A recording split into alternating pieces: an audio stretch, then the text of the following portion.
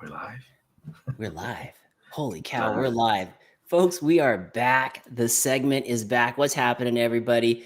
Tonight's show is going to be awesome. We have an extremely hilarious guest who I'm sure you've all have heard of, and I can't wait to bring him out. But I definitely wanted to highlight some of the folks that are already in the audience. What's up, Tim Haley? What's up, Isaiah Bernstein? We got, Uncaged MTB. Check this one out. Double R joining you guys from the 5 freeway in LA. Oh man, Double R. I hope you have the navigational cameras or a Tesla. But thank you for joining, man. I hope that traffic is going to ease up soon. Adam Mock is in the house. What's up, Adam Mock? Always good to see you on here. Rich on 2 wheels. Heck yeah, I made it. Let's go. Love it, man. I hear some new DAINESE protective gear and apparel is on the way. So check out DAINESE there in Orange County. MTB Raging. What's up, Craig? Good to see you. Hello. Good to see you, buddy. And producer Debbie made it. Producer Debbie is in the house with the Let's Go. And then the always talented, the group that is always around stoking our fire, Trail Dogs, who just had an epic Halloween group ride. Good grief. Did you see some of the footy that came out of that group ride, Joey? I did. That looked like a good one. I really missed out. I know, me too. Definitely looked like fun. The videos from night just looked like a great ride down that canyon. It sure did. I think it was Isaiah. Isaiah, you had the green spokes all lit up on your bike. I think that was you. If it wasn't, it was definitely you were around, but I know maybe you're not supposed to be riding because of injury, so we won't say any more. Joey, you actually went to the TASCO headquarters recently in San Diego, California. Did you pick up something there? Of course I did. You got some fresh goods. The TASCO bear. What else? Lineup for this week. Oh dang! What is that? That is the brand. Is that November's edition? That's their glove of the month, I guess. The small batch, the Switch. The Switch. Yes. Here, let me pop it up. Oh, look at this. November small batch Switch gloves just released. Damn, Joe, you're right on it, man. What is today? It's only November 4th. Those things have only been out for 3 days. Those are slick. Slick. I think you dropped them on Monday. So yeah, got to get over there and get that new stuff. Yeah, man. Love that you live close to there. You're always like, if you need anything, let me know. We got Annoy P in the house. Hello, everyone. Isaiah Bernstein also jumped on. All right, everybody. Okay. Yeah. Oh, Austin had the green. MTB says matching socks, yo. All right. Without further ado, Joey, what do you think? Shall we bring out our guest tonight? Yeah, let's bring it out. Does anybody know who the guest is? Chime it in the chat if you know who the special guest of the evening is, because he is hilarious. Actually got a text message from the Colorado kid saying, I can't freaking wait. This guy is hilarious. So without further ado, we will bring out our guest tonight, Seabass, the guy behind NrmlMtber. Comes. Oh! What's going on, everybody? How you doing? Yeah, what's up, Seabass? Dude, doing good. Stoked to be here. Dude, thank you for jumping on. Love having you on. Joey and I have been, I've been watching your stuff. You first came across my desk when you had, I think you were on the Capra, and you sat on the Capra, and it was like it bottomed out, and you were like rolling down the. So good. Yeah. All of your stuff is funny. Like, tell us where this whole comedy mountain bike genre came from. This is great. This is awesome. Well, so thank you so much, first of all. Really originally, we started the page like it was actually a year ago, about a week ago. Originally the plan was, it was around that time where, the thing that's happening in the world that I'm not going to say on YouTube started, as everybody knows what happened. Right. And, it was like, I couldn't work at the time, there was a bunch of stuff happening. And, my brother and I, my brother Durs, were just like, hey, let's start a Instagram thing, you know. And originally it was my brother Durs who was in all the pictures and the videos and stuff. And then we kind of like morphed it into like, you know what, like things are like, you know, you look at the media and everything is just so depressing, you know, they just want to like make you sad all day, right? And sad or angry or whatever. So I'm like, screw all that stuff. Like, let's do stuff that's like going to be funny, to make people happy, to make people want to get out to nature, get people to enjoy their lives more, you know, not be stuck inside the house all day, you know. And then that slowly morphed into, you know, it started off doing, you know, writing, basically just writing. Well, let's see how cool we do this corner, or let's do a sick, you know, cinematic edit, or whatever I consider cinematic. I'm not a videographer or anything like that. So, you know, doing whatever we could with our resources. And then that video actually that you referenced to, of me sitting on the old Capra I used to have. Yeah, that video right there. You know, that was the first video that like really took off, and it was more aimed at comedy. And that one kind of, to me, was like, you know, we were doing other videos, you know, somewhat kind of comedy videos, really just experimenting with things. But this one just completely surpassed our expectations as far as, you know, how much engagement it got. Wow. And, you know, once that happened, we kind of realized like, oh, we should probably, you know, do more of this comedy stuff.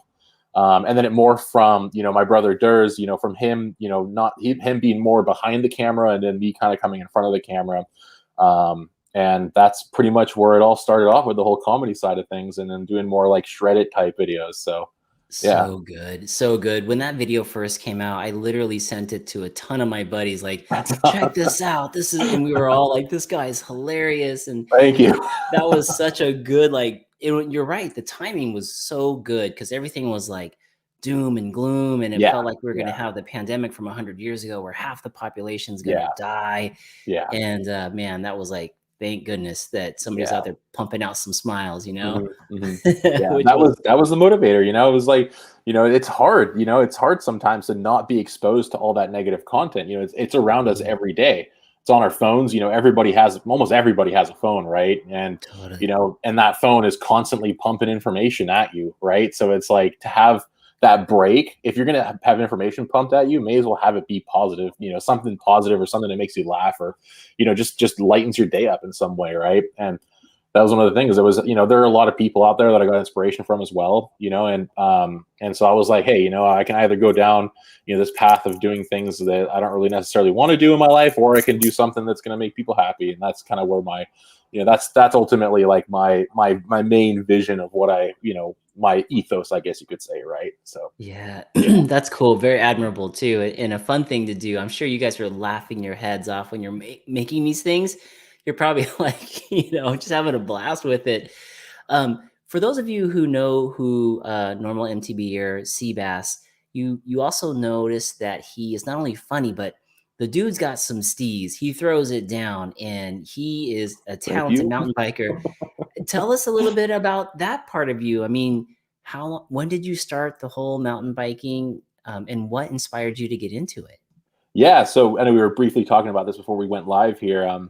So really the mecca basically was when I was like, you know, maybe somewhere between the age of like 8 and 10 years old. We went on just a super random family trip, RV trip up to British Columbia. And obviously, if you know British Columbia, you know that Whistler is there. And without any planning, we drove through Whistler. That was one of the places we stopped to go check out, because, you know, you had the Olympics were there, and my parents were like, oh, this will be a cool place to check out. And at that point, I didn't know anything about mountain biking. I knew of mountain biking. I just didn't know really what it was. I didn't know to the extent of which people took mountain biking. And sure enough, we go to Whistler. We walk into the Blackcomb Resort. And if anyone's ever been to Whistler, you know that the moment that you walk out towards the gondolas or the chairlifts and everything right there, right in the main courtyard, it's like you're hit with the crankworks, you know, all those jumps and stuff, and the trails all come out right there. So it was like, imagine like, you know, being a, you know, whatever 10-year-old kid, you know, that I am, and I'm, you know, I've always been a, you know, pretty hardcore, you know, little kid, right? I always like to do crazy stuff, and seeing these dudes on these old school Konas, those old school boxy Konas, or, the Shreds and the Stinkies and stuff like that, just seeing these guys just catapulting off of these jumps. And I'm just looking up like, oh my God, like as a little kid, just like my mind was blown. And from that point on, it was just like, it opened up a whole new world to me. And, we were fortunate enough. My parents, they got us, rentals. They at the time they had a day class, I guess. It was just basically a tour. You went up with a tour guide and or like someone who like showed little kids around how to ride. And we basically went up with a group, and there was a bunch of other little kids with us. And I had one of those Kona Shreds. I don't know if anyone, maybe the older guys out there probably know what I'm talking about. Some of you younger guys probably have no idea what I'm talking about, but that was like the bike, my dream bike growing up. And so we rented one of those and sent it on the mountain, and I wasn't doing anything at that point. It was just, some small little trails here and there. Right. But just the experience just really stuck with me. And once that trip was over, we came back home, and I actually ended up getting a specialized hard rock. That was my first like real bike. And that was like right after we came home. I was addicted at that point. Dang. And then from that point on, it was just, getting the plastic ramps in the front yard, going to Walmart or Target or whatever, and getting those super cheap, flimsy plastic ramps, getting hurt all the time. Right. They're moving on you as you're trying to jump. Yeah. And that's pretty much where it took off. And that's, so that's basically where it all started. Wow. Yeah. So when you saw those guys jumping when you were 10, did you want to be like a dirt jumper or like a freestyle or a mountain bike? Did you know at that moment, or did you just what was your thoughts? So really it was like, like I said, that was like the first exposure I ever had to any kind of extreme sports on biking. Like, we all know about BMX, right? I knew about BMX, but I was never really into it at the time or as a kid. But once I saw it in real life and I went out and actually did it, that initially I was just like, oh my God, dirt jumping. Like I got to do dirt jumping. For the whole first part of like, my riding life was basically, jumping. Like that hard rock that I got. I mean, I like that went everywhere. I took that everywhere. Skate parks, like the local dirt jumps, the pump track, whatever it was, I learned everything on that thing. And then I went up to the, I got a Kona Shred after that, the same one that I had in Whistler, I had to get one. And, back then super cheap, like $500 or something for one of those. Right. And, super basic, but just, it got the job done. So I was one of those kids, riding around, hitting all the dirt jumpers on a clapped out bike, Hey. just doing it. That's cool. Was the specialized hard rock, was that a dirt jumper bike, or was that a hardtail, or what was it? Yeah, it's more of like it's kind of like an all-arounder. You can use it. It has like, I know the modern one does have, more slack geometry. So you probably could do a lot of like actual serious dirt jumping with it if you wanted to. But I think it's kind of the more entry level, just hardtail to get, to just get you around. You can do trail riding with it. You can do some jumping, pump tracks. It's just a really good all-rounder. And that's kind of where I credit a lot of it, all of it too, is like I was just able to do anything. It didn't limit me. Like a BMX bike, I got a BMX bike shortly after, and it was off of DAINESE Comp. If anyone knows that website, DAINESE Comp, way back in the day. I don't know if they're still around, or I haven't looked or not, but ordered a BMX bike off there, and then I had it for a while, and I just kind of realized I was like, man, I'm really limited to this. Like I can't go trail riding. I tried riding a trail with it once, and like it was a bad idea, like a really bad idea. So ever since then, like I think that was actually where it got me into like actually a real mountain bike. God, is realizing like I got to take this more serious. I got to be serious. I got to be serious about this trail riding. Right. Trail Dogs is saying DAINESE Comp with the applause emojis there. Yeah, they know what's up. Yeah, they're also asking, have you ridden Whistler since then? Yeah, I've been to Whistler a total of 3 times. That was the story I just told you was obviously the first time. And then I've been twice since. But unfortunately I haven't been able to go, and like the last time I was there was like 8 years ago. It's been a really long time, like 8 or 9 years ago. Yeah. We have Debbie, the producer Debbie says, I want to take a vacation up to Whistler. Yeah, man, it'd be so great. But as soon as they open the borders, I think everybody is going to just empty out of California and get up there and ride. Yeah. One of the viewers, Seabass, was asking, where do you live and where do you ride mostly? Yeah, so I'm in Marin County, the good old Marin County. So the birthplace. Yeah, the so-called birthplace of mountain biking, as everyone likes to say it. Not the most mountain bike friendly place out here, I will say. I mean, if anybody's in the comments right now, I'm looking at the comments. I don't know if anyone else is from Marin. Let me know in the comments, because like I'm sure you know what I'm talking about here. It's I love it. You know, I still live here. I grew up here, but I'm finding myself traveling other places nowadays. It's just kind of hard to justify riding around here a lot of the times. I mean, I'll go with friends. Like today, I went on an awesome group ride with a bunch of friends, and I mean, that's always awesome to do, right? But it's hard to really do. Like, there's a lot of trails that I'm aware of that I grew up riding, but they're just really hard to ride nowadays because of the control over the trails. You know, I don't want to get in trouble riding them, and you know, I don't poach. I don't do anything illegal, you guys. I'm a straight edge, right? But but where's the Ranger trucks at? Yeah. So it's like I said, I love it out here. I love the riding out here. Some of the best riding in the world, in my opinion. You know, you know, I wouldn't be, you know, who I am is because of Marin, right? And that's actually where a lot of the comedy comes from, because, you know, growing up, it's like I'd see some of the just mind-blowingly ridiculous things that would happen around here, and I was like, what? It was just frustrating. So it's like, oh man. So that's kind of where some of the comedy stems from. But Marin County. To shorten it up, I'm from Marin County. Got it. No, that's good. Rich on Two Wheels, one of the managers from a company called DAINESE, is saying, my uncle lives in Fairfax, super close to Marin, out that way. Yeah, actually, Fairfax is in Marin County. It's one of the cities in Marin County. It's a little town tucked away. There's a lot of really cool trails out there. You have Tambarancho, which is right up in that area. And there's some other trails I'm not going to mention on podcast, which is cool over there. So yeah, we have a MTB Raging saying hardtail with Judy RockShox. Had one. Yeah. So there you go. So you're riding up in Marin County, and you're you know, doing your thing up there. Who inspired you to continue on? I know you started as a kid, but did that stoke stay with you the whole time? Were you just hooked, or was there an influencer of some type that really pushed you? Yeah, so back in the day, and some of my close friends will be laughing when I say this, I used to be like the biggest Sam Hill fan. Like I was like the biggest fanboy.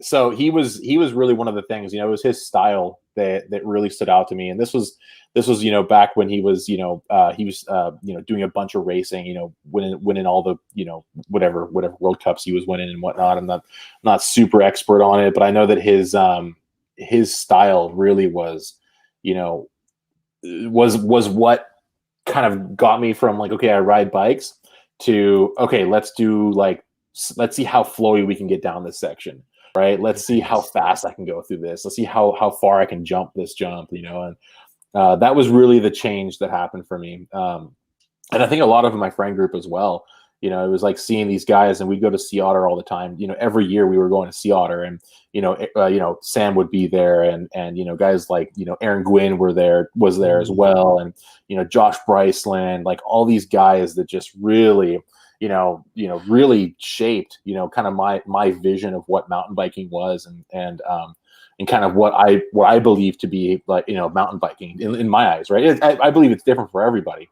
And I think that people like them, you know, nowadays we have a bunch of new people, you know, Sam Pilgrim's out there doing a lot of amazing stuff on a bike, Matt Jones, you know, all these like big YouTube stars, and then, you know, you've got, you know, tons of people out there that are, you know, creating a new wave of what mountain biking is for the younger generation. And that was my generation, you know, the Sam Hills, the Aaron Gwynns, you know, the Greg Menards, right? Can't forget about Greg Menard. Just seeing those guys just sending it down a hill and just being like, whoa, mind blowing.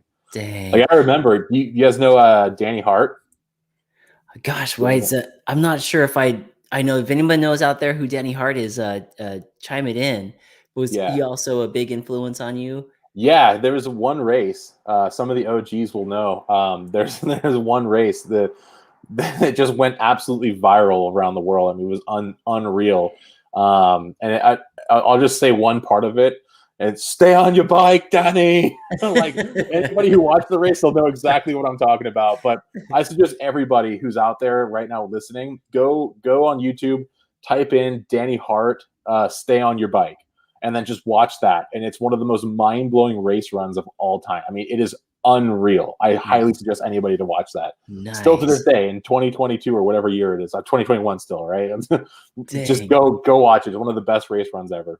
I love it. I love it. Yeah. Anytime you can get that influence, that stuck. I mean, I can hear it in your voice, like the passion for watching that and how it must have made you feel. Especially you were like a dirt jumper, but then watching these guys bomb down the hill, you're kind of marrying the two worlds and you're seeing it and you're putting it together. Yeah. So cool. A couple folks here from the audience. Adam Mock is saying, love the positive vibe that oozes off of Seabass. We need more of that action. That's and awesome. Thank you. Matt Cityfish is saying, I live in Novato. What's the craziest crash you've ever had on the local trails here? Ha ha ha. This is one of my best friends right here. So Matt, to answer your question, he must have been one of the craziest crashes I've ever had. So that's got to be hands down. We have this one local jump spot, not in Novato, but it's pretty close. It's in a place called like Marinwood. If you know what I'm talking about, you know what I'm talking about. There used to be a lot of features out there. It's kind of been overrun by, trash and stuff nowadays. It's actually pretty sad. Yeah. And, a lot of the features were torn down. People go out there, I'll leave it at that. But there used to be like a lot of awesome stuff out there. I mean, really sick features, like big gaps, and they would have like the platforms right before the landing. So there were like really big gaps, but in case you case it a little bit, you'd still have a platform to land on. So it wasn't like instant death, right? And there was this one feature out there called the Witch's Finger. And that was one of my worst crashes. To this day, it's the worst crash I've ever had. It's basically a drop. The drop itself was, vertical. It was probably like 15 feet, I want to say. Holy crap. And I was the first one ever to hit it. It was brand new. That whoever built it, finished the landing. So it was super soft, and it was in the winter time. So it wasn't like fully packed in yet. And I just went for it. Like I was like, screw it, I'm gonna do it. It was just, I got it before it gets in my mind. Yeah. Yeah, right. I'm not gonna let this, screw it. I'm just gonna go, right. And I got way too much speed into it. Like it was like I got like 4 pedal strokes too much, and it just sent me. I mean, so I ended up landing like 15 feet past where you're supposed to land. So like the drop in total was significant, and I just went straight to flat, bounced, landed straight to my head. And luckily I actually had a neck brace and had a full face on, and I tumbled, hit my head, I literally felt the full face just hit right onto the neck brace. Ooh. And I knew instantly the moment I got up and I was able to walk and everything. The moment that happened, I knew like if I didn't have that neck brace and the full face, I would not be walking right now for sure. Like I would have 100% broken my neck, and like it would have been really bad. And luckily I went to the ER, and actually Matt, the guy who asked me the question, one of my best friends, I called him on the way to the hospital sobbing because he was an enduro racer as well. He got pretty far in enduro racing, and I at the time he was doing all that stuff, and I called him. I'm like, dude, like you got to get a neck brace. Like just get a neck brace. Like this shit just saved my life. Like just do it. Yeah. So that was the worst crash I've ever had. Oh man, that sounds nasty. Is that feature still there? Do people still hit that, or it's still there? But it's been kind of torn apart so that you can't hit it anymore. I think other people crashed, and actually the thing is that was actually my first time ever like being on the internet, like kind of like biker famous or whatever, right? Like that made it onto Friday Fails. Like back in the years ago, that made it onto Friday. It was one of like the original when they used to do it only on Pink Bike, and I made it on there. I was one of the people featured on there because there was a bunch of people there that were filming it. So there was like 4 angles of it. Yeah. Did you ever get a copy of it? No, I got to look for that again. It's somewhere on Pink Bike. You know how they save it. You can just search by like date or something. I got to go back and look at that, and I'm gonna find it and try to repost that. That's would be epic. My agenda here. That'd be epic to see. Now that we've talked about it, that sounds nasty though. That bounce straight to head. Oh yeah, at that speed. It was really scary. That really woke me up because I had never had a really bad crash until that point. And I got extremely lucky. I mean, to this day, I'm just counting my blessings. Basically, it was extremely gnarly. Wow, yeah, that's rough too when you get bounced because you have no control over how you're going to land. And it just happens so fast. You're just ragdolling basically. So, oof. Not fun. Adam Mock is in the audience, and he says, Seabass, he says, sounds like a rad dad shirt, the witch's finger. Yeah. There's a YouTuber who's on in the audience. His name is MTB Rad Dad. Here he is right here. He actually had broke his pinky finger, and they told him it wasn't broken, but it was broken. So I'll have to have him tell you the story. But when it healed, it's literally like bone on top of the other bone like this, and he can't move his finger, but he has a shirt that says pinky swear. But yeah, now you might have to have a shirt called witch's finger. Yeah. Isaiah Bernstein says, wait, that means there's a video, right? So oh yeah, there's a video. I'm gonna find it. I promise I'm gonna look for that thing, and I'm gonna find it. I'm gonna post it on my Instagram page. I promise you guys. That is great. So since we're talking about neck braces, like I was going to Snow Summit a few times, and I started wondering, when do I need to wear a neck brace? And I still consider myself a beginner. I'm about 1.5 years into the sport, but like at what speeds? How do you know? At what point do you need one? Do you have any suggestion on that? Yeah, well, so first of all, I'm not a pro or expert or anything like that. Like this is just my opinion. Just throwing that out there before saying anything. But I've tried wearing neck braces. I massively see the benefit to them. But after that incident, I just kept on wearing them, and I realized that I was actually, I was being kind of restricted in some ways. And mind you, the neck brace I was using, I'm not going to name the company or anything. It saved me for sure. But the technology nowadays is just so much better. I mean, any of the companies, Liat or any of those brands, like you can't go wrong with them. I mean, having something is better than nothing, right? True. So that's one of the things I'm actually looking into, like one of the more modern neck braces. I really like the Atlas ones. I see those ones. They're really, they seem to be built really well. I've heard a lot of great things from people from those. Same thing with Liat, and I'm sure there's a lot of other brands I'm not naming right now, but really, as far as like when to, I would say just whenever you're out there. It's a buddy of mine.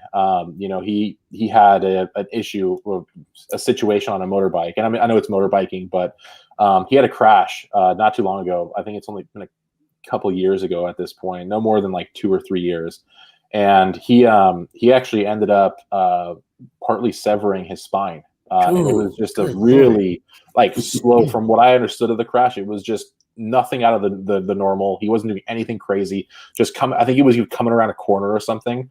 I'm probably butchering the story, but my understanding was it wasn't anything gnarly. Like he was just regular riding and just toppled over, and boom, that was it. And he's been in basically in recovery right now. Unfortunately, he is able to walk and all that stuff, but I mean, he was basically a hair away from being completely permanently paralyzed. Holy smokes. And so that's why it's like, you never really know what's going to happen. I actually just got today, I got a new chest protector, and I'm gonna actually start wearing those when I'm starting to do more of the intense type riding.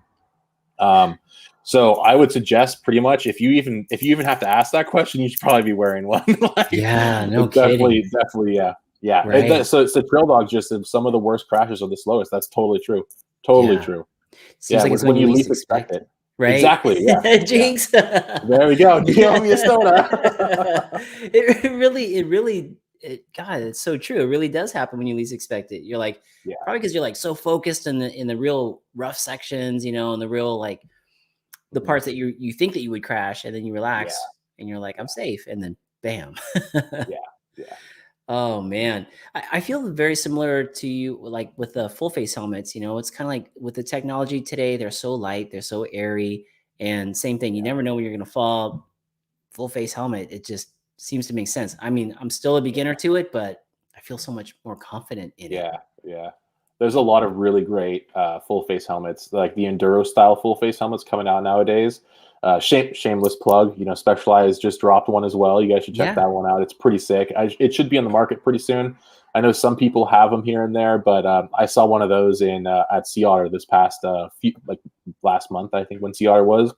And that thing, I mean, it's so light, you don't even realize, and that's the thing. The technology nowadays is getting so good in the mountain biking industry that, back when I was growing up, a full face was just absurd. You would never wear a full face on a trail ride. Nowadays, it's like, I'm like, I should probably be wearing full face, so it's changing. The technology is changing. They're getting a lot lighter. They're getting a lot better, especially nowadays with all the MIPS technology too.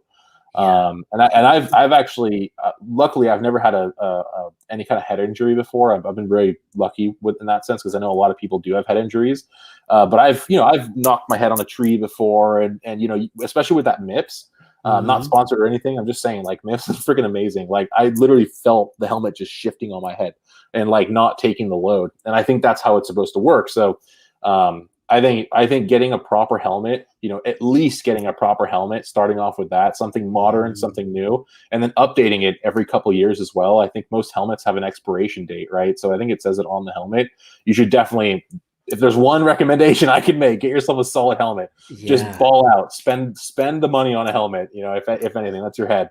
Totally. I totally agree. And then whether you go full face or half shell, man, it's like, just make sure the MIPS are in there of some kind.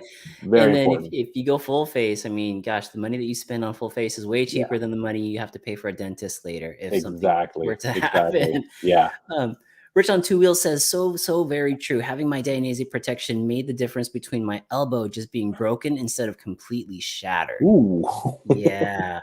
I was there. Joey and I were actually there that day. Rich on Two Wheels, we were at Greer, and we were going over this rock roller towards the bottom of a trail called Overdrive.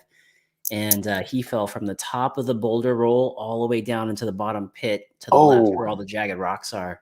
And he luckily had protective gear on there that saved his elbow from being shattered. Crazy. That's gnarly. That was a crazy day. Wow. Crazy day. Trail Dogs is saying, are you coming out to California with East Bay Rippers trip? Well, am I coming out to California? Well, I'm already here, bro. Right? Yeah. He's NorCal. I don't know. I'm not. I had nothing planned right now. Yeah, I don't know. I don't know any details about that. I'm sorry. I don't. That'd be sick, though. I'm down. Rich on Two Wheels saying MIPS multi-impact protection system. There you go. Definitely good stuff to have in those helmets. And Rich is with DAINESE. DAINESE bought POC in 2015, and they're going to be launching a slew of crazy stuff coming up very, very soon with that POC technology in it. Isaiah Bernstein says, my most recent crash, I hit my head hard and lost my hearing for a little bit. 100% MIPS kept me more safe. I felt that shift as well. Yep. So crazy. MTB Rad Dad says, I went POC cordal MIPS for the half shell. Most protection I could find in a half shell. So cool. So cool. Nice. Trail Dogs is saying, actually, SoCal. My bad. No, I'm definitely getting down to SoCal soon. Like, I have to get down there. The time is ticking. It's a long overdue. So I'm getting down there sooner than later for sure. So one of the posts, speaking of different locations, one of the posts, I know you're riding up in Marin County, then we have SoCal down here, but one of the posts you made was when a West Coast mountain biker first makes it to the East Coast. Yeah. That was a hilarious clip. Yeah. If you guys haven't seen it, please go check that out. But what was that like? I mean, what was it like to be there to ride that condition? Yeah. First of all, mind blowing. I'll just put it out there because, it was the closest thing to Whistler that I've ever ridden. I mean, and that's, I'm saying that, very, very easily. Like it was very, just go out there. Just go. It's a quick flight. I don't know if the borders are shut down still to go to Canada, but going to Highland Bike Park, and it's in New Hampshire. If anyone doesn't know where that is, it's far away. It's like 3,000 miles away from here. I drove. I don't suggest doing that. I mean, it's cool. Like I got to see the whole entire country. But that's a whole other story. But yeah, so Highland Bike Park, the whole East Coast is amazing. Highland in particular, you see videos on like YouTube of that place, you see GoPro footage or whatever, and it's like, oh, that looks like a pretty cool place. And then you go there and you're like, wow. Like video does not do that place justice. Like if there's anywhere that I've ever been to that has the worst GoPro effect, it is Highland, because you go there and the jumps that are like, you see a jump on the GoPro and you're like, oh, that's a little table, no big deal. And you go there in real life and you're like, oh, crap. Massive. Yeah. And then another thing they don't show you in the videos is that the dirt is so tacky and there's almost no brake bumps. I mean, people were telling me, oh, there's brake bumps all over the place. It's like, yeah, okay.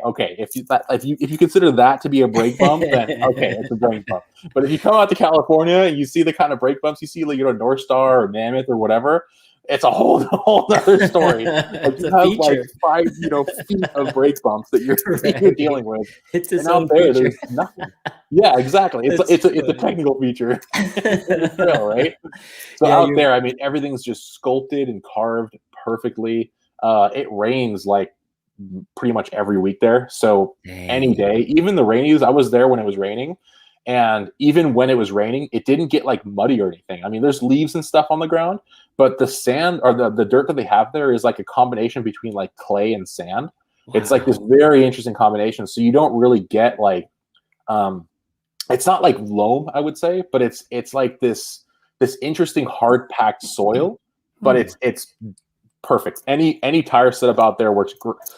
Any tire setup works great out there. And just everything like stayed intact. Like I remember I saw these guys roosting corners from the gondola, and I mean they were really coming into them. And I was just thinking, I remember telling my brother, I was like, yeah, you don't see that at Mount Bachelor. Bachelor up in Oregon, they have like, they have signs everywhere like don't roost. They have like chicken signs. And I'm like, out here they're just sending it like the berms, like, that's all you got. It's so sick. I love it out there, and not just that. I mean, the whole environment out there. You've got the fauna. All the vegetation out there is unreal. You've got like some pine trees. I don't know if they're called pines, but more higher elevation trees. And then you've got like maple, ton of maple out there. So I was there. Obviously, it's fall time right now, and I was there right as everything was shifting colors. And so you have like the orange and the red and the yellow and the green, the brown. I mean, it was an experience, a completely splendid experience. I loved it. That is very cool. I'm actually looking on your Instagram right now. I was trying to find that. Was that a story or was that one of your posts? I think both. That was a post. I know it's from a few days ago, I think. Let's see. I'm going to pop it up here. I'll try to see it so that everyone can know what we're talking about. Cause the way you explain it, you're like, these berms are so smooth. It's that one. See the one that's kind of hazy, like in the second row on the far left. That one right there. Yeah, that's it. Okay, I'm gonna play it for you guys so you guys can see it.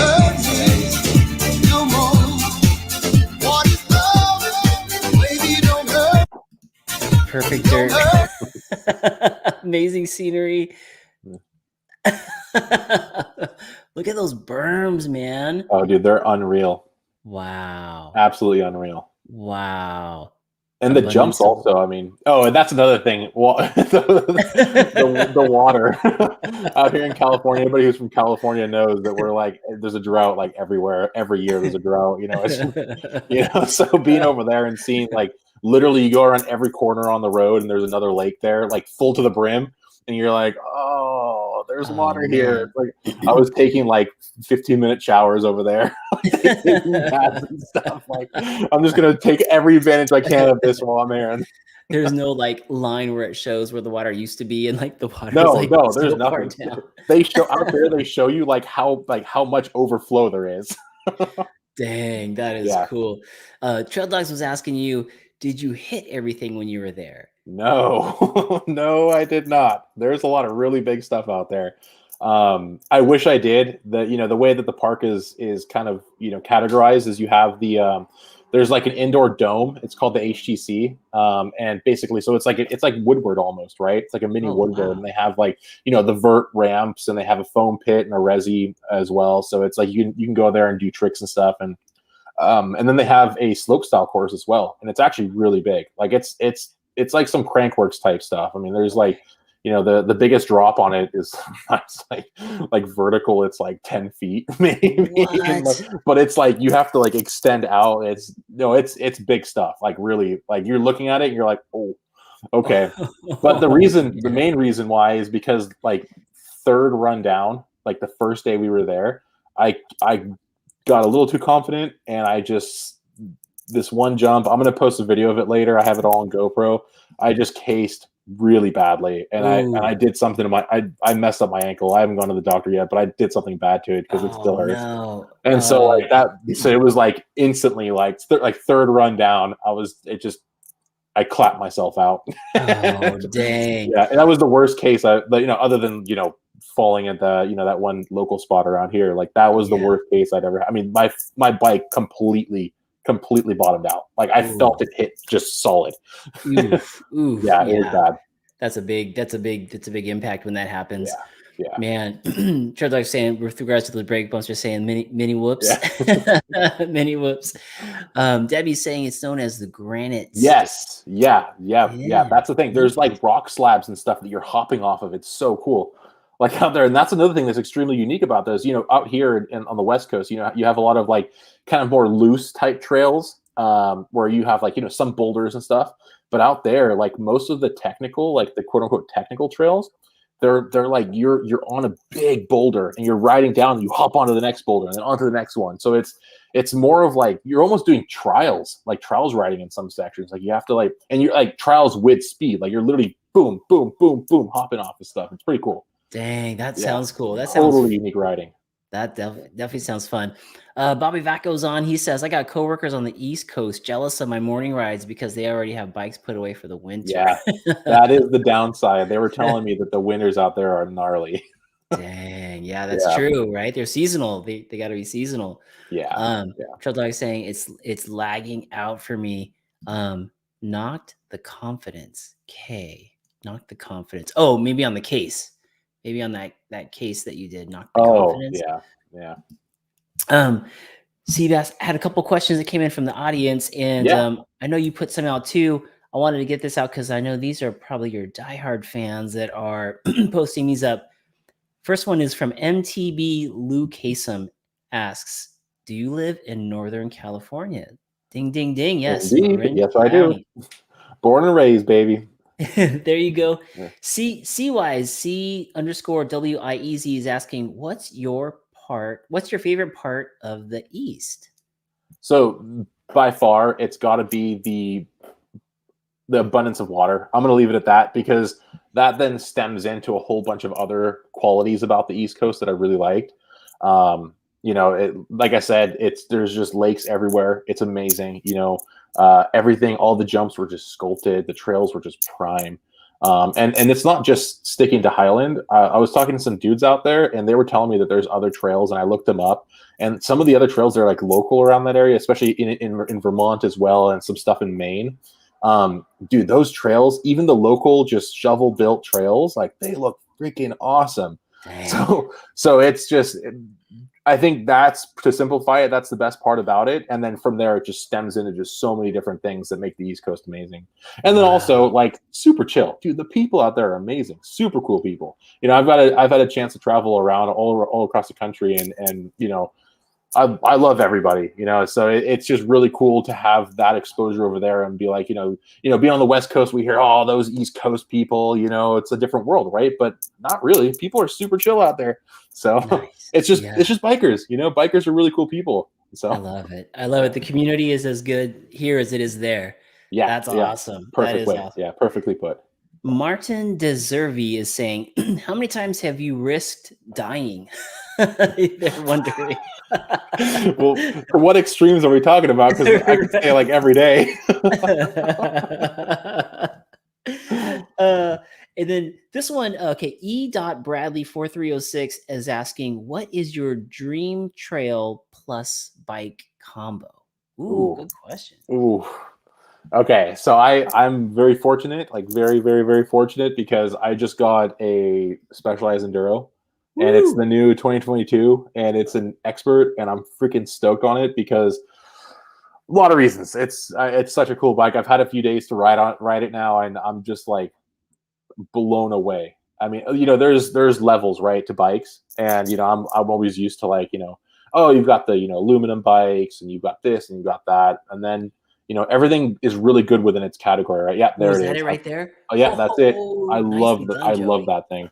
You know, Wow. it's in a whole nother category of what it means to be a mountain bike. You know, I got on it and I was the first ride I was weirded out by it. I was like, what? I didn't understand it.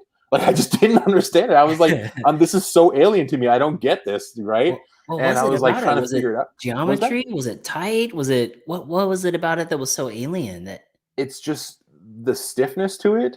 Ooh. And it's got the 38, the Fox 38 up front, and that's new to me. I've ridden a 40 before. I used to have a 40 and on my old downhill bike, and that was really stiff. But this 38 has that stiffness of a downhill fork. So the whole front end, you know, I'm used to like turning the bars and there being some kind of, you know, minute amount of lagging as you're going through like rock quarries or like doing jumps and stuff like that. So there's always like that flex that you kind of expect and anticipate. And then this bike doesn't have that, which is so bizarre for me. You point the bars in the direction that you want, and it's instantly there. There's no lag time at all, and that's one of the things. I mean, and that's more of a big boy problem. You know, I'm sure with a lot of the smaller guys out there, you know, a lot of the smaller riders probably don't have that issue or don't even notice. Probably don't even have a clue what I'm talking about. But me being like 300 pounds, like all those little things, I notice those when I'm riding. And this bike, the Enduro, it's so stiff, and I love that. I would imagine this is what it feels like for a normal sized person to ride a normal bike. Gotcha. Oh, So I can man. only imagine like what like somebody who's like of a normal size riding one of these. I can only imagine it, right? That, and then also the geometry, having that low riding rear shock. I mean, that makes a huge difference. I actually, you know, one of the things that blew my mind was it has a water bottle cage on it, right? And I had the first day, I was like, I didn't have a water bottle, right? And I was like moving it around. I'm like, wow, this is really cool. I stuck a full water bottle on it. I think one of those like 24-ounce bottles. No, not 24 ounces, a lot. I don't know. One of the big water bottles, right? And like, I'm like, whoa, it feels different, right? And then I realized, oh, I have my water bottle in here. It changed the center of gravity. Like I noticed it. And I don't notice this thing. I've never cared about those things until now. And I'm like, now I notice it. I'm like, whoa, that makes a big difference. Wow. Like it was really genuinely a mind-blowing experience, and it has been. You know, I was on a ride earlier today, and I was doing a lot of really steep riding on like some super loose and super wet stuff because we've had a lot of rain out here recently. And I he was like point and shoot, you know, like not sketchy at all. Let's just go for it. You know, it just handled it. I mean, it was amazing. I love that bike. So that's my dream bike, and basically to ride it, I don't even know. Like there's so many cool places, and the more I'm doing all the social media stuff, the more people tell me or show me or tell me like, hey, you know, check out this place, and I watch a video and I'm like, oh my god, that's top of the list. Or someone else a week later tells me, oh, there's this place, and I'm like, oh, that's top of the list. It's hard. I can't answer the second question. You know, it's there's so many good places. So many good. I can feel that for sure. Yeah. I think Joey, producer or engineer Joey's got the here you go, first ride on a new bike. Let's take a look at it. There you are, pedaling. Oh, look how happy you are. You remember dirt exists. Trails. Clean new bike. This is hilarious. Trails. Clean new bike. I'm like, yeah, never mind. Yeah. You guys think that I'm like acting? I mean, there's obviously some acting. I mean, obviously there's like some acting there, right? But that's my genuine emotions. I'm like shit. I'm like looking at this new bike. I'm like, it's so fancy. It's so new. Like there's not a single scratch on it. And then oh, there's dirt. I forgot the dirt exists. You mean I have to get this thing dirty? For any of us who've had the new bike day, totally know that feeling. It's like, oh man, it's so pretty. I don't want to get it all dirty. So I can feel that. I had this guy comment on, I think it was like there, or he DM'd me or something. He's like, oh, when I get a new bike, I literally throw it on the ground to get rid of that mental block. Oh geez. Like, dude, like what are you doing? That hurts just hearing it. I know. The Trail Dogs Joe put up that first scratch hurts. Yeah. On a new bike. Yeah. That's hilarious. That's hilarious. going back to some of the questions. Okay, so trail and bike. So congratulations on that new bike from Specialized. Thank you. That is a slick looking bike. Adriel Jose says, what do you think the MTB community can do to help save / maintain build trails and bike friendly? Dude, I'm not sure that's perfect. First of all, shout out to Adriel. He's a homie of mine too. Sweet. He sends it. You guys should definitely check out his page. But what can the bike community do? I'm sorry, could you repeat the question again? He says, what do you think the MTB community can do to help save, maintain, build trails and bike friendly? Yeah. I think a big part of this answer, I think, is to try to get more people out on bikes. I think that's the main thing. It's kind of one of those situations where it's like strength in number, right? If there's enough people playing basketball, right, they're gonna have a basketball court built, right? It's kind of the same mentality here as well, right? We've even in Marin County, there are so many people. Like I'll go on a ride locally here, and I'll see literally more bikers on the mountain, and instead of hikers or people on horses or whatever that may be, right? So that already, and that it was never like that. Like I grew up with me being the only one on the mountain, and if I was lucky, I'd run into a friend of mine who was on the mountain, right? Yeah. Now it's like I see people, just ripping it up out there, and I'm like, holy crap, right? So I think with the more people that are out there riding, and the more people that you're encouraging to go out there, whether it's like your friend or it's a girlfriend or your wife or your husband or whoever that may be, right? Just getting them out there to ride, I think, is the first step. And then while you're at it, get their friends to go ride and bring them out. If you have even if it's like a spare bike, a little clunker or something you get from the secondhand store or something like that, right? It's just getting more people to get out there, ride, and then with that comes more access, because then if you have a responsible government running your local area, they're going to see that and be like, oh, there's opportunity here, and then they'll do something about it, right? And we are seeing some slow progress here in Marin County, and it's nice to see that we have some trails popping up here and there, right, for riding. But I mean, it's slow, right? It's not like that in some places. You go to up in Redding, for example, in Northern California, deep Northern California, they've had a ton of riding, ton of new trails popping up out there. There's even some places that I've been to where they'll literally have the local council or whatever you want to call your local governing people. They'll basically be like, here, you have a trail coalition, go out there, here's this land, go do whatever you want, don't bother us. Yeah it's true, yeah, where there's people that the attention follows, and then the funding follows, and organizations, it's true. I'm sure a lot of people have been there before.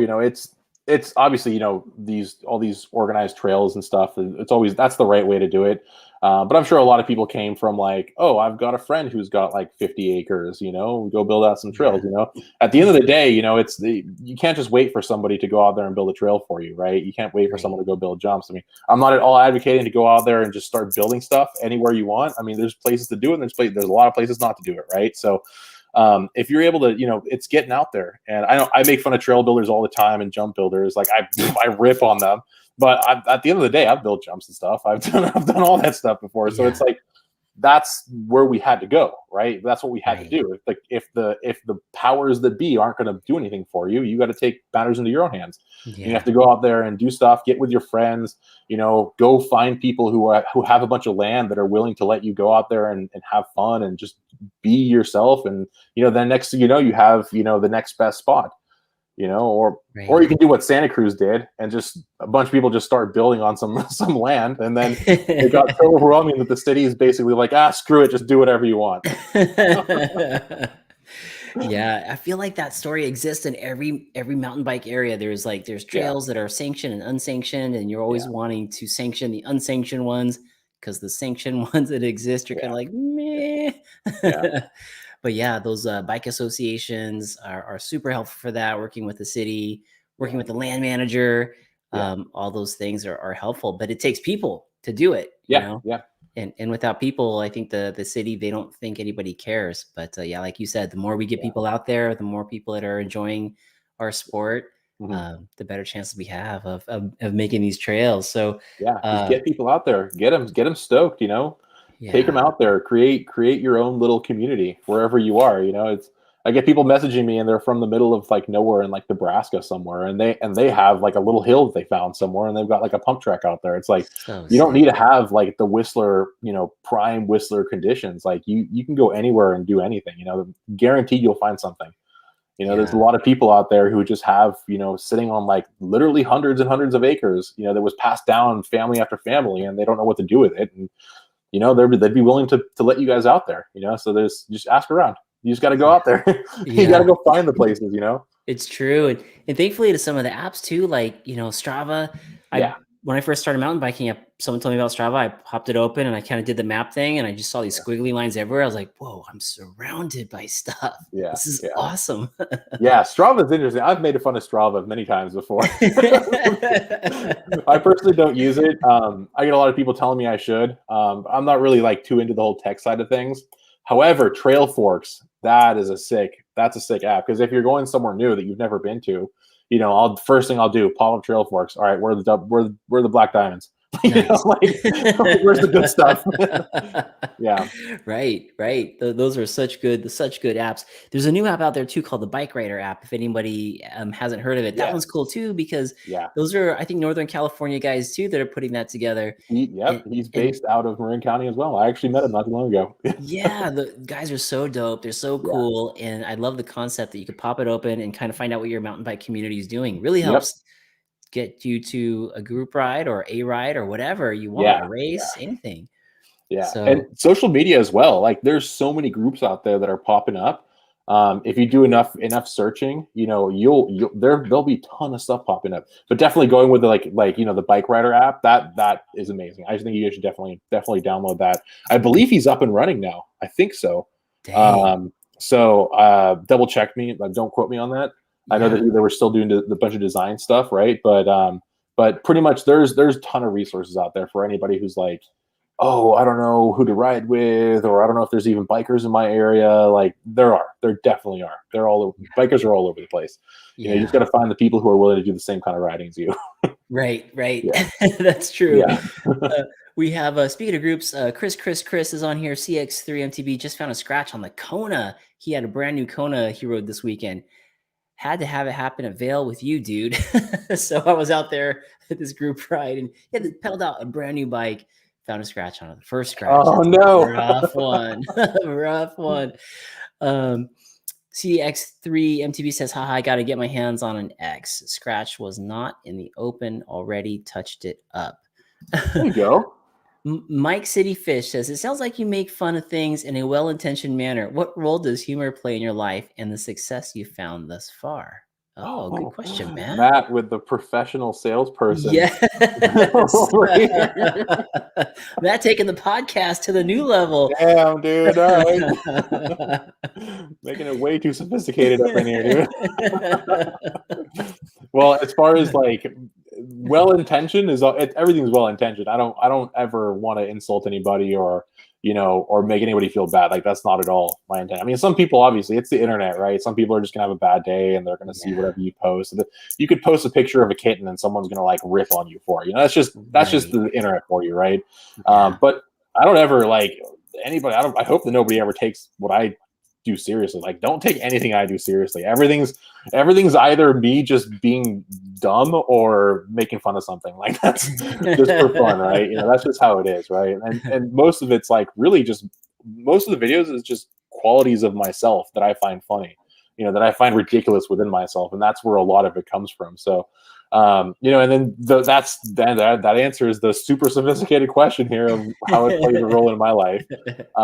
And yeah, you know, and as far as with the success part of it, you know, it's like, you know, we all have a life, you know, we all go through issues in our lives, you know, we all have something that we're keeping to ourselves or something that we want to hide or whatever it may be. We're humans, right? Everyone has something like that. So, you know, it's, you know, to be able to put myself in the position where, you know, making fun of myself and then hopefully have other people become happy because of it, you know, and that makes me happy. I mean, I genuinely enjoy it. It's cool. And then people tell me like, oh, that video was so sick. Like, that's so true. That I do the same thing too. And I'm like, there, see, it's not just me. Like, there's other people that do this too. So yeah. I feel like you touched a good funny bone with that. It's like something we all think of and do, but when you put your work behind it and you create these clips, it's just so funny and it's real and it's true. It's genuine. It's the best. Couple more questions we have for you. We have Nate_Beck_33 says, are you still planning on staying local or are you going to move to somewhere else? That's a good question. So the reality is that I'm probably going to be going somewhere else at some point. As much as I love, the Bay Area and as much as I love California, it's kind of time for me to move on. So basically, I'm looking at places like Idaho, Utah, Wyoming. I just got a chance on my drive out to the East Coast. I drove through northern Nevada. Super cool. I love Nevada. I've been all through Nevada before, but I hadn't been to the northern part of it. And that place is unreal. I mean, gorgeous valleys, mountains. It's high desert, right? But I mean, I love the desert. I mean, I don't know if I'd ever live in the desert, but I love the desert. And then going into Salt Lake City, I don't know if anybody's from there who's listening right now, but so if you're living in Salt Lake City, I'm very jealous of you because that place is freaking awesome.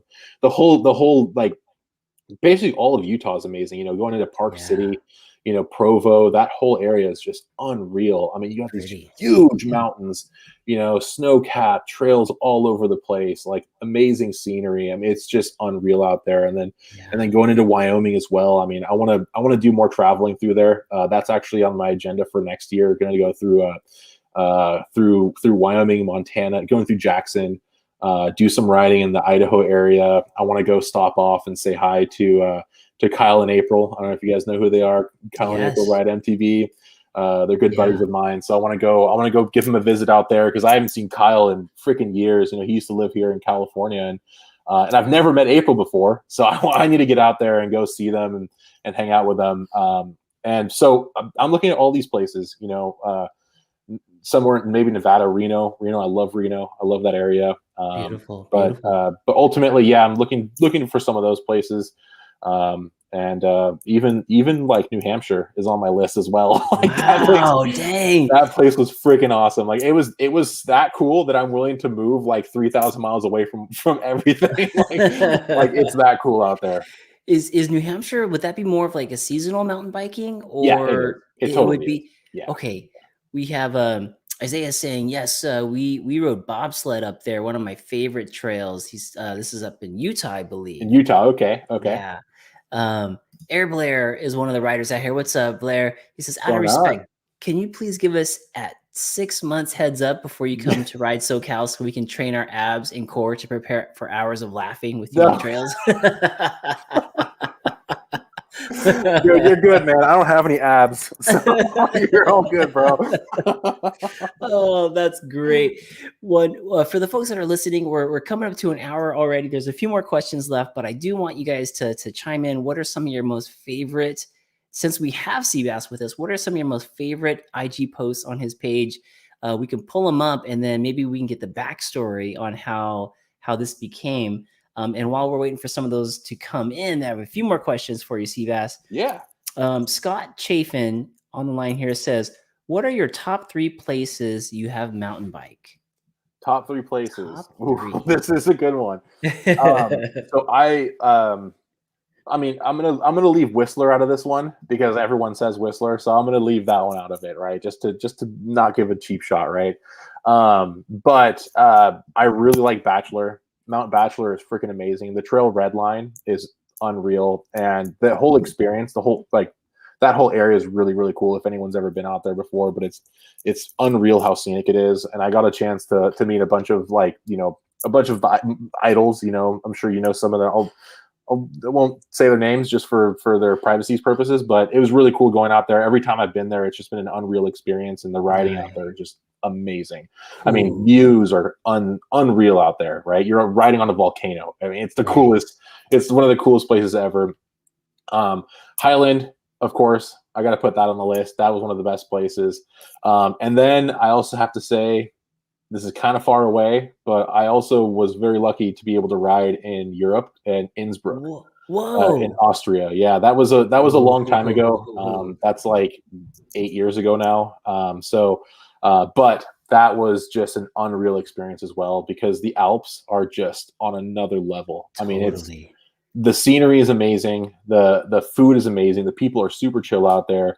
And for those of you who don't know, I'm 50% German. I'm 50% Mexican. So I actually have a lot of family in Europe. Nice. So we used to go all the time to go visit the family. And obviously with the situation in the world right now, it's a little bit harder to do that. But in the past, we've been there, rented bikes, did the bike parks and stuff out there. So I've actually done a considerable amount of riding in Europe, and Innsbruck in particular was like one of the coolest places that I've ever ridden. I mean, unreal. It's like out of a movie. Like it was unreal. So those are my top 3 places. Those are rad places, man. Yeah, you're right. The Alps, man, like literally you hop out of the airplane and you look up, it looks fake, like a movie drop. You're like, are you kidding me? Yeah.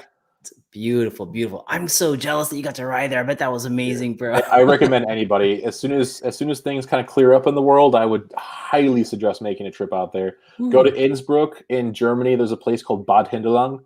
That place is sick. It's in the south of Germany. There's like 3 bike parks within like this like small area. It's amazing. And that's very similar dirt out there as what you'd find in the Northeast here in the United States. Wow. But it's a lot more natural out there. I mean, that's the prime as far as like natural trails, where it's not so built up, but you do have like jumps and features like that, right? But as far as like the natural trail riding, unbeatable, absolutely unbeatable out there. That is awesome, man. Okay, so quick question about Europe and bikes. So like, I know you used to ride YT. I ride YT. Joey's here on the show. Rides YT. When you get to the East Coast, are there any YTs out there? Does anybody know what a YT bike is? Yeah. Direct to consumer? I saw a bunch of them out there. Yeah. Really cool. Yeah. Okay. Yeah. They have a pretty vast reach. They're all over the place out there. I don't know about Europe, because I didn't know. Well, I don't think YT even existed back when I was in Europe.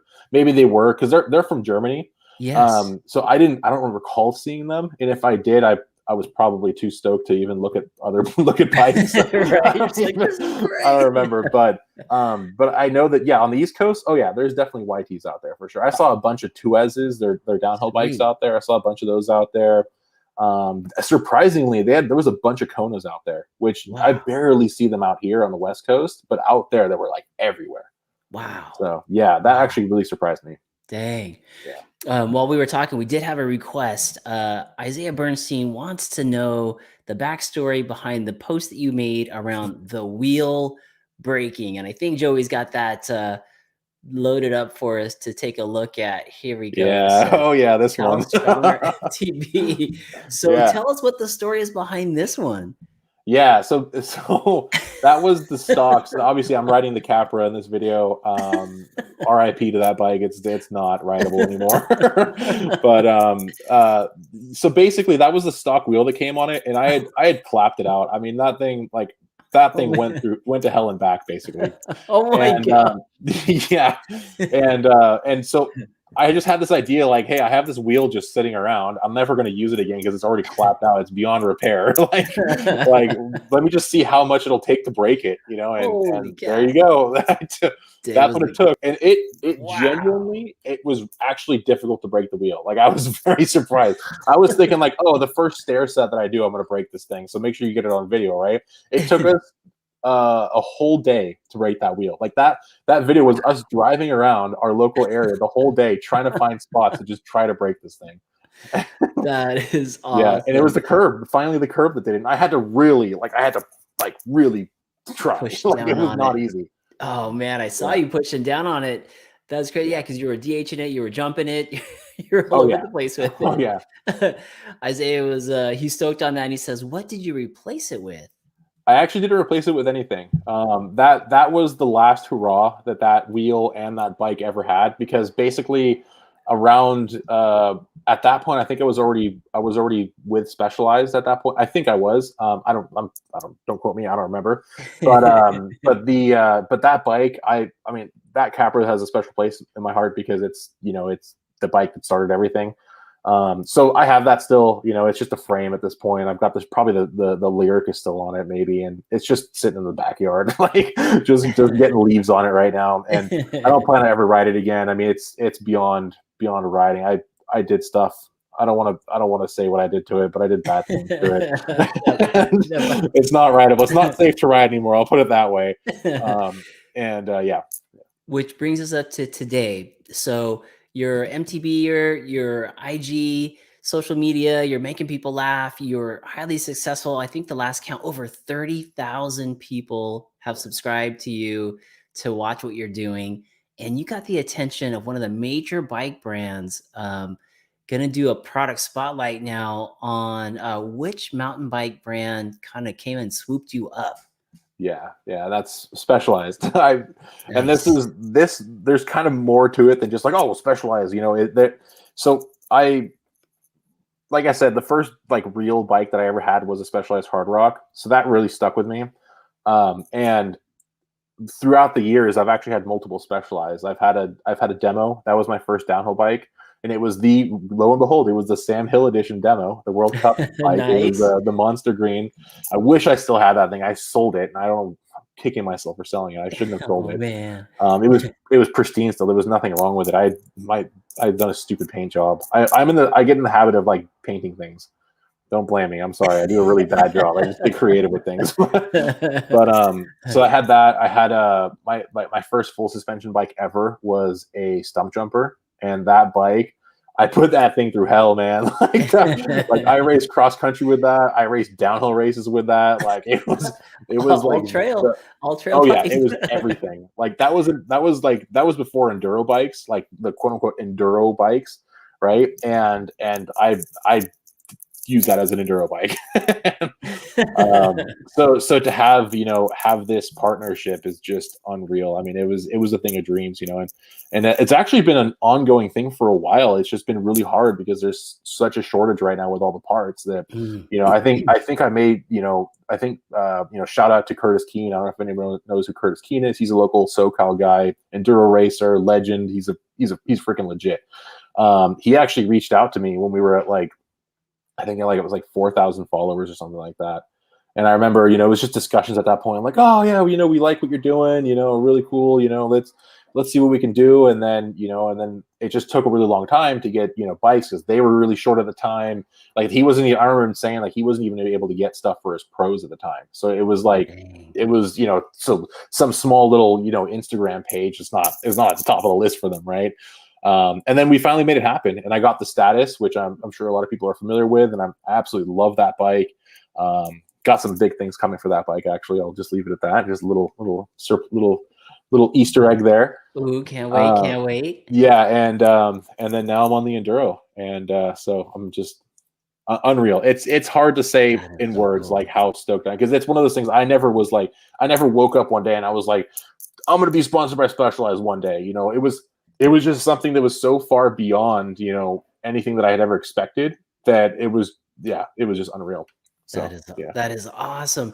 So for any like social media kid mountain biker who's like coming up and wants to get involved with the bike brand, what kind of advice would you give them to help them kind of get to the point where they can start working with a bike brand and maybe even sponsored by one? Yeah. Best advice I can give you, be yourself. Don't try to be someone else. You know, there's so many people that, you know, that see somebody. I mean, obviously you can model yourself after somebody, but just be who you are as a person, be true to yourself, because if you're coming off as like, you know, just putting on a show or whatever that might be, it's going to show eventually. Sooner or later, it's going to catch up to you. And a lot of times it's a lot harder to be who you want to be, you know, in the grand scheme of things, if you're not actually you yourself. If that makes any sense. I don't know if I'm trying to be philosophical here, but basically, that makes sense. Yeah, just don't BS anything, right? Like you have enough good qualities within yourself. I don't care who you are. I don't care what you say. You all have enough good qualities in yourself that to make something unique and put something out there unique, whether it's you're doing racing, you know, there's something that you can do that only you can do, whether you're wanted to be an influencer, or you want to, you know, start a brand of some kind, or whatever it is that you want to do, you know, that's the best advice that I can give you, because that's what I really took to heart. I was, you know, and just rolled with it, and it's been working out okay so far, I guess. Right. So yeah, really good. So that's the best thing, you know. And then also another thing is, don't give up. You know, there's a lot of points. You know, we've been doing this for a year, and it took us 8 months to get to like our first like 5,000 followers or something like that. Okay. And you know, so it takes time, right? And then you just keep on doing it, and you'll get to where you want to get to. Persistence is key. Yeah, persistence and being yourself. I mean, that's the cool thing, is like there is only one you, and you can only do it the best you know of you. So no one else can do it better than you, which is awesome. And it takes a lot of pressure off too, because you're like, oh, I've been me my whole life. I can do that for sure. Chris is saying King Seabass speaking the truth in all caps. I think I might know who Chris is too. If it's the Chris I'm thinking of, what's up, dude? What's up? He says, what's up, Chris? Matt Cityfish is saying, may you please philosophically interpret the following quote. Far too often, man uses a spatula in place of tongs. God damn it, Matt. I know he's just doing this to mess with me at this point. Well, I'll keep it up there for you so you can. Oh, geez. Far too often, man uses a spatula in place of tongs. Oh my God. I don't know. Just be creative with it. I don't know, you put me on the spot here. Oh man, that's awesome. That's awesome. Chris says we love our boy. Yeah, that's okay. Hi, Chris. He's another one of my best friends. This is good. This is great. Well, dang, Seabass. I mean, gosh, 30,000 plus followers. You are doing such a phenomenal job on the Instagram. I'm a fan, and I'm just so stoked you could be on the podcast. I every time I go there, I look at it, and I wanted to say, Joey, if you wouldn't mind, I think we found your super fan. I noticed this. Joey, would you just put up the Instagram and go back to the broken wheel picture? I just wanted to highlight something that I've been seeing. It's a common denominator on a ton of your posts, which is hilarious. Let's see if Joey's gonna put one of those up there. He's working on that. There's a couple that I wanted to spotlight. So here it is. When we look here, let me take this down. Ladies and gentlemen, do you see right there under the likes? Colorado Kid is right there. Yeah. Under the likes. Joey, pick any other one. Maybe one of the recent ones. Just pick a different one and see what we get. Wait 1 second. You see that? Did you see the first comment that was on there? Well, go back, Joey. I just noticed that. See that for completely senseless clickbait. Decadent and destructive. I love these comments. It's like, why? Dude, you're just hating for no reason. Why only one brand? I don't know. And then Joey, go ahead and pick one. Just pick another one. Just click on it and see what we get. Okay. Brake lever. Here we go. Oh, like bike. Okay. I was looking for it. Now, this might spoil the whole philosophy of what I was doing. Let's pick another one, Joey. Let's see what we got here. Towards the Milton area. Oh my God, you're all over the place, man. You got NorCal. You had Kurt, which is he is the Spy director of sales for Spy. You have the Miltonator, which is down south here, rides Greer all the time. I mean, Trail Dogs right there, and that. Trail Dogs are homies. Dude, you've got a ton of followers from all over the place. We have such an expanded community, man. So this is the point I was trying to make: is you do have fans, you have super fans. I did see the Colorado Kid on a ton of things, but your reach is so far, and all these people that we pull up are so cool. We all want a good chuckle. And yeah, here we go. One of the Trail Dogs right there, liked by Austin. Yep. That's one of the Trail Dogs right there. Trail Dogs again. So, man, there you are. Look at Seabass, it's been great having you on the podcast, my man. Is there anything in closing that you would like to share with the audience, and where can everybody continue to follow you? Yeah, so if you want to follow my stuff, I've been branching out more towards. I mean, obviously, I'm still doing the Instagram stuff, posting on that almost every day, and then I'm also doing a lot of stuff on TikTok too. I'm not the biggest fan of TikTok. Don't think I'm some TikTok person, but we've been seeing some good growth on there as well. So I do make some TikTok only videos just because I don't think that they're going to be too, liked on, too approved of on Instagram. So if you want like more content, I do a lot of stuff on TikTok, but they don't like bikers at all on TikTok. They've shut down like 10 of my videos already. Like it's not good. Like I'm on the verge of getting shut down entirely on there. And then I also do a bunch of stuff on YouTube too. I'm going to start doing more longer comedy type stuff on YouTube. Okay. I have a lot of ideas, and just bear with me. They might piss off some people, but it'll be funny. I promise it'll be funny. If you just take it lightly, comedy. Take everything I do lightly, all right? But yeah, so those are the two main things. I'm just pretty much keeping it that for now. It's a lot to manage, all the social media. So I'm just doing Instagram, TikTok, and YouTube. So it's all the same name under all of them. Okay, so, that's just NrmlMtber. Just NrmlMtber. It might be like changed differently. There might be like a space instead of like an underscore, but it's all just NrmlMtber for everything. Yeah. Gotcha. And if anybody wants to reach out to you to ask you questions, or if you're in the area, which is the best way for folks to reach out to you?